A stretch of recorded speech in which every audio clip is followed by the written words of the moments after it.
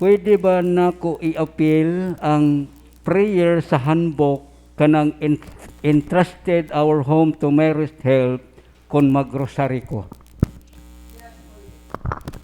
Okay. Joseph. Doy. Microphone, doy. Yes, pwede na to ang gamiton tong nasa handbook ni Padre Sikia nga kanang pagampo ni ni Mama Mary, i-entrust na to ni Mama Mary ang maong ang atong balay. So pwede siya gamiton. Hello. Okay, bro. Okay. Ikaduhang pangutana, Brad, unsaon man paggamit anang bracelet rosary? Bracelet rosary.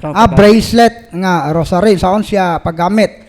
So, for example, gabiyahe ka, pwede nimo nang himuon nga magrosaryo, patakana siya, kana pong mga lain na kanang ejaculatory prayer bitaw. Every time na ata sa temptation, mangayo ta sa Ginoo og hinabang nga nasuko na tagtaman-taman, instead nga maghuna-huna ta kanunay sa tong kontra, atong itipas atong una ipunting nato sa Ginoo.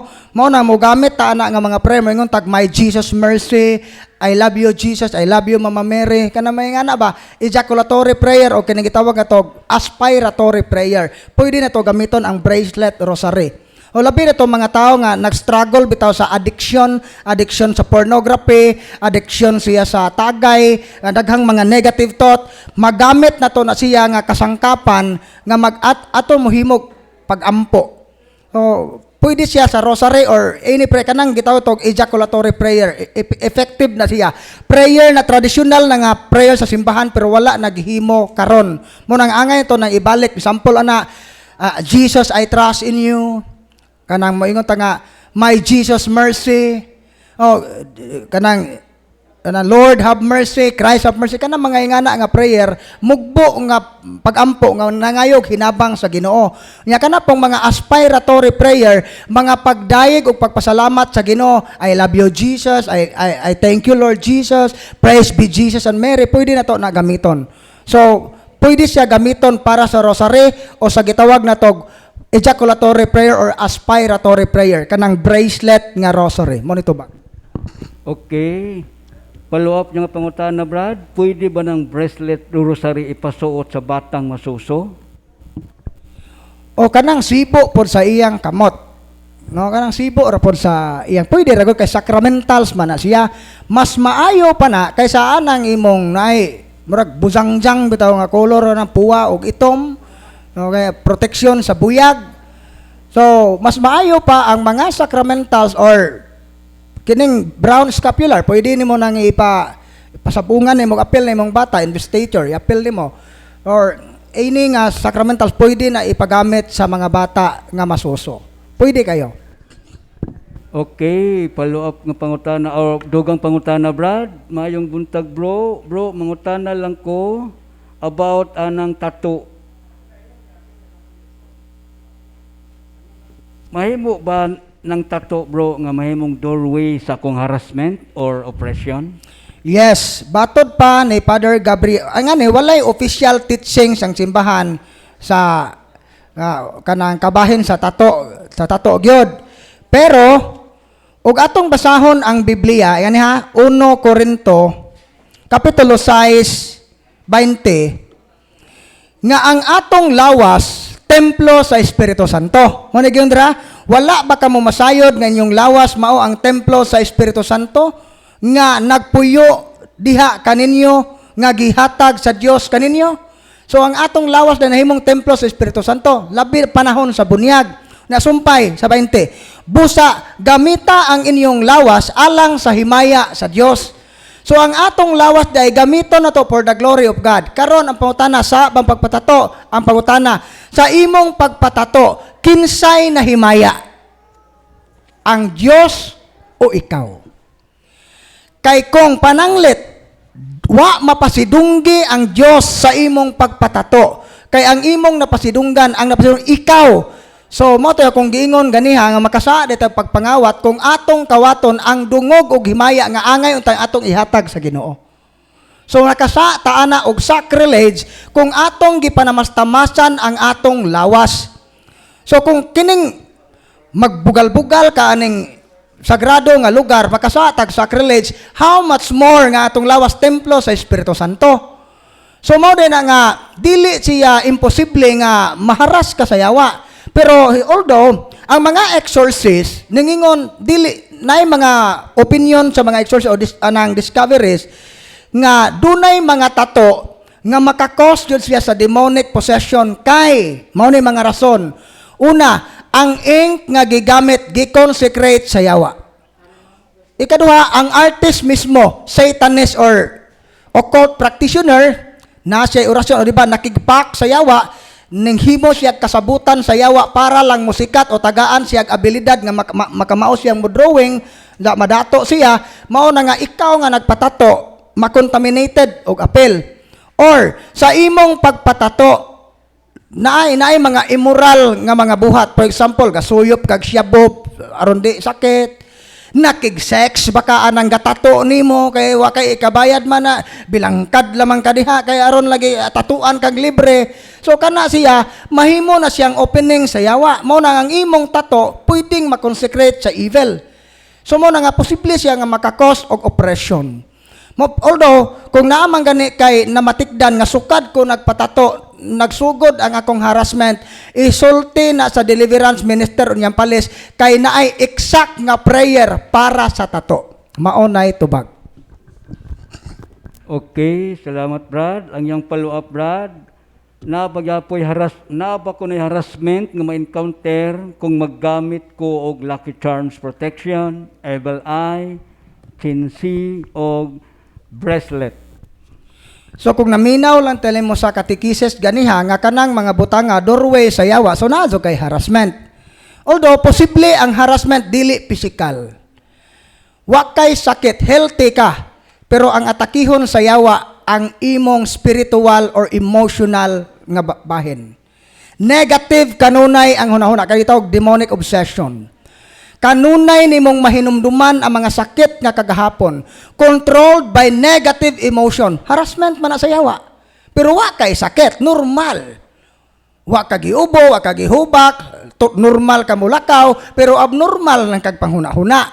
Ano man kay dali ra ka masuko, saputon ra ka nga way rason, natinga imong bana kay galingkod ra mo og TV, pagkataw-taod imong gipuspusan og termos imong bana kay ning kalit ra kag kasuko, kay ga-imagine ka ang imong imagination gauna nga naay kabit imong bana bisag di tinuod. So kana siya mao ni mga isa sa mga harassment ana or financial oppression. Igon sa yawa ang imong trabaho. Mao na nga imong income, source of income, tirahan niya og imong trabaho baka matinga ka kay gamiton sa yawa ang mga kauban nimo sa trabaho aron pasanginlan ka.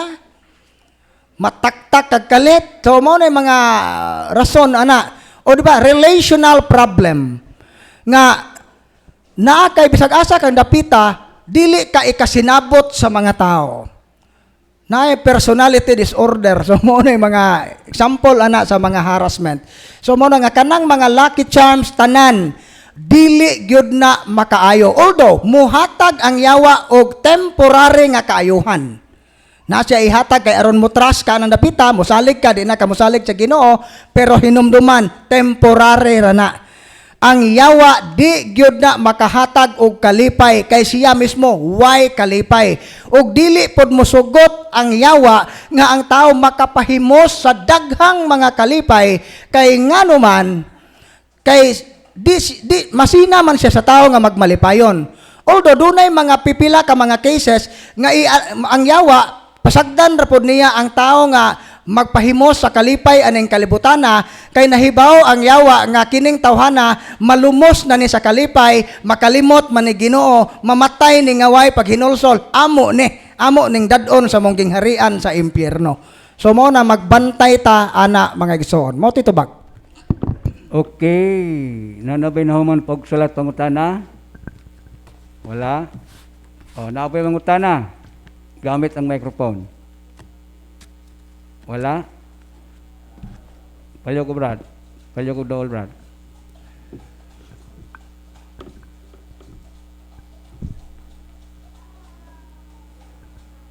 Katong mga papel, kung dili magamit, ipalog na lang kog balik ka, kaya ron magamit na ugma pohon. Imong alam, Brad, nya imong pangutana. Mayong buntag sa tanan, no? Ako si Cirelo Amor, taga Luway. Kanang akong pangutana, kanang medyo practical as of days. Kay almost kitang tanan nagamit sa binag-o nga gitawag na to cellphone. The cellphone, doon na may relation sa atong religion as a Catholic? Doon na ba'y hindrances? Doon na ba'y mayong efekto? Doon na ba'y... Kay, ang cellphone ko, as of now, kumpleto na tanan sa... O kung sa imong pangutanon sa cellphone, munang, the cellphone has a relation to our religion as a Catholic. Mura. Ang buto pasabot, bro, na by advantage o disadvantage ang cellphone karon Okay, so about sa technology. So unsa may baruganan sa simbahan sa paggamit sa technology sa internet, cellphone, sa AI. So unsa may baruganan simbahan ani? Although ang simbahan wala mo pugong sa gitawag na to og development sa tao. Kung kini nga development, kung ang technology, kung gamiton siya for the common goods, dili na siya dautan. Kay kini dayang teknolohiya, mura na siya kutsilyo ba, nga dili ka makaingon og immoral o moral. Ang kutsilyo, pwede nimo nang gamiton sa maayo, pero ug imo nang gamiton pagpanulis o pagpanglubag tao, ana ang dautan.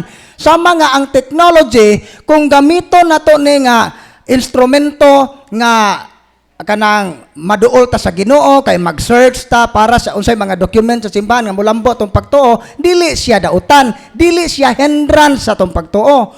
Pero kung gamiton ni nato sinaypon paggamit, sige na tagtan-og pornography, wa na tay panahon sa pagampo, wa na sige na ta paghimantay sa tong silingan, sige gapalo ta sa silingan nga gapante-pante o gabra, sige kag like dito kay tan-aw kasi mong silingan nga gasayaw-sayaw nga murag tabili nga naputlag iko nga TikTok. So nahimo siyang hindran sa tong pagtuo. Dautan gyud siya.